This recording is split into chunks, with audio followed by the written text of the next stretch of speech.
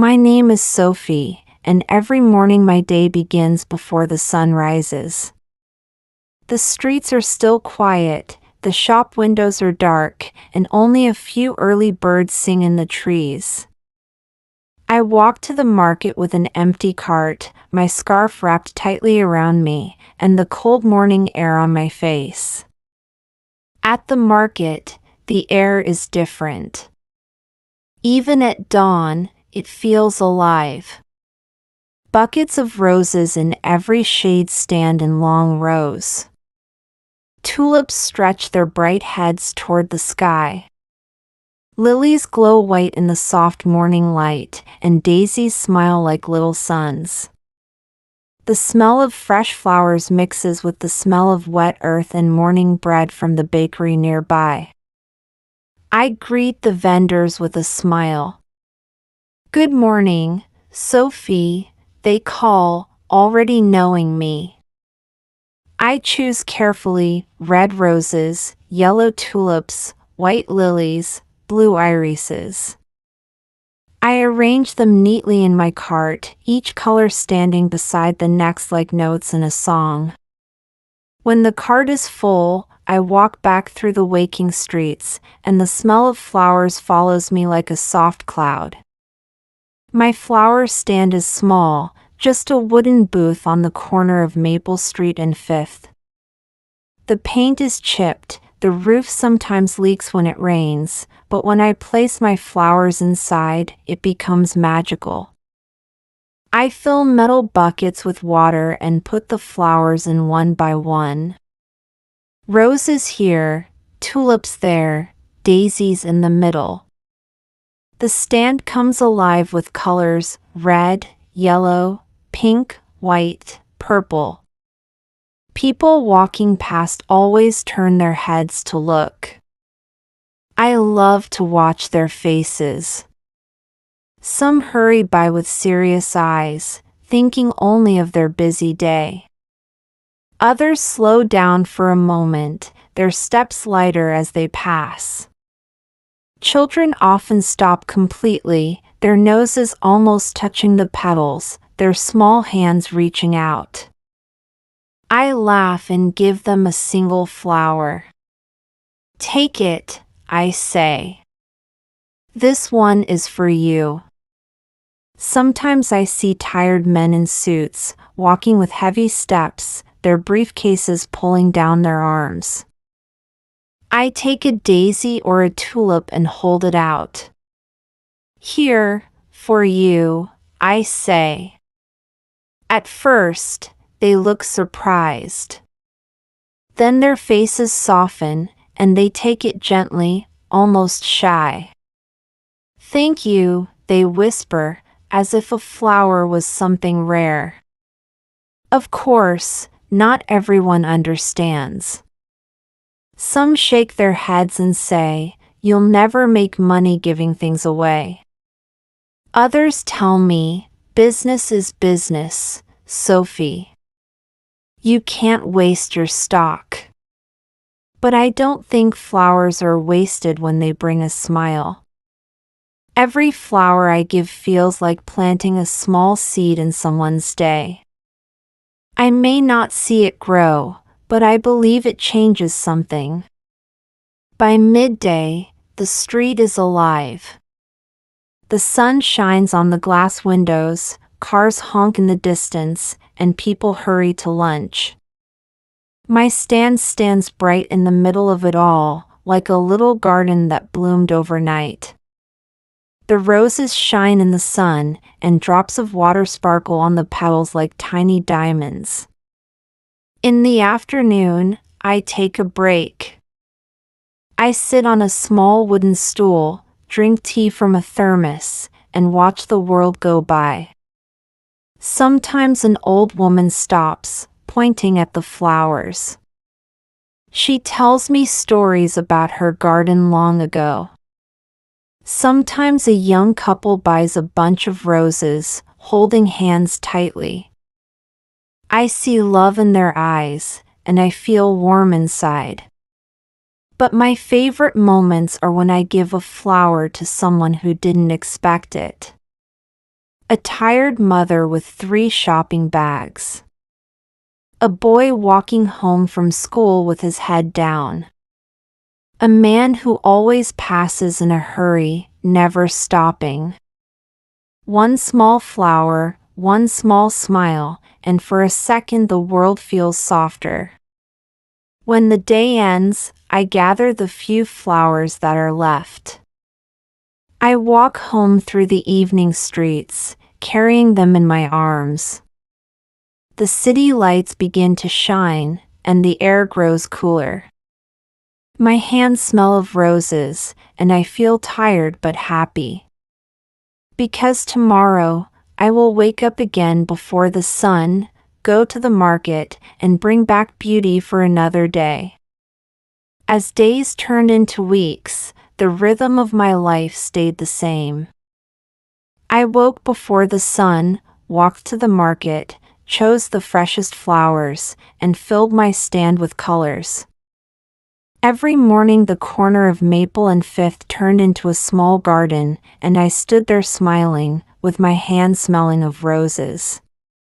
But there was one person I began to notice more and more. A man in a dark suit passed my stand every morning at exactly 8 o'clock. He always walked fast, his steps firm, his eyes straight ahead. He never stopped, never looked at the flowers, and never spoke to me. The first time I held out a daisy to him, he glanced at me quickly, shook his head, and kept walking. I thought that was the end of it. The next morning, I tried again. I picked a small yellow tulip and held it out as he approached. He slowed for a second, almost as if he wanted to refuse, but then his hand reached out. He took the flower carefully, nodded once, and hurried away. From that day on, it became a quiet ritual. Every morning at 8, I had a flower ready for him. Sometimes a daisy, sometimes a tulip, sometimes a single rose. He never said much, only a soft thank you, but I saw the way he placed the flower gently in his pocket before walking on. Months passed, and the seasons changed. In spring, my stand was full of tulips and hyacinths. In summer, bright sunflowers turned their golden faces toward the sky. In autumn, orange chrysanthemums filled the buckets like little suns. And always, the man came, and always, I gave him a flower. Some people around me laughed. "Sophie, you are wasting money on a stranger," they said. He could afford his own bouquet if he wanted. Why do you give him one every day for free? I only smiled. Because maybe he needs it more than anyone, I answered. Then, one gray morning in late autumn, I woke feeling weak. My head was heavy, my throat sore. Still, I forced myself up and went to the market. The air was cold, the sky cloudy, and even the flowers looked tired. I set up my stand, but the world spun around me. By noon, I could no longer stand. My hands shook, and my knees felt weak. That day, I closed the stand early. For the first time in many years, Maple and Fifth was empty of flowers. The next morning, I was too sick to even get out of bed. The buckets at the shop stayed dry, and the corner stayed gray. Days turned into a week. I lay at home, listening to the city outside my window, missing the sound of the bell on my stand, missing the faces of people who smiled when I gave them a flower. One afternoon, there was a knock at my door. Slowly, I got up and opened it. To my surprise, there stood the man in the suit. He wasn't carrying a briefcase that day. Instead, he held a bouquet, roses, tulips, daisies, all mixed together in a large bundle. "I walked past your stand," he said quietly, "and it wasn't there." I realized how much that little corner means, not only to you, but to all of us who pass by. I thought maybe you needed someone to bring flowers to you, just as you always brought them to others. I didn't know what to say. My throat closed, and my eyes filled with tears.